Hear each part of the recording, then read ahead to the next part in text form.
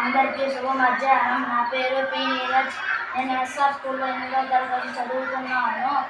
అందరికీ ముందుగా చేనేత దినోత్సవ శుభాకాంక్షలు. చేనేత అంటే విద్యుత్ అవసరం లేకుండా వస్త్రాలు నేయడానికి ఉపయోగించే యంత్రాన్ని చేనేత మగ్గం అంటారు.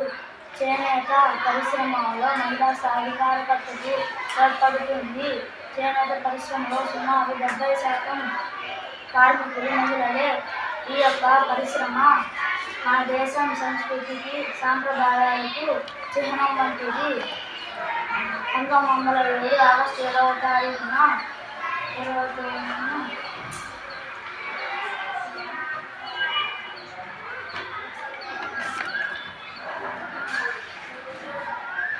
స్వదేశీ ఉద్యమం పొందుతుంది.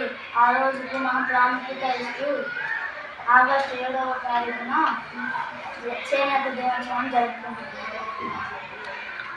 అందరికీ ధన్యవాదాలు.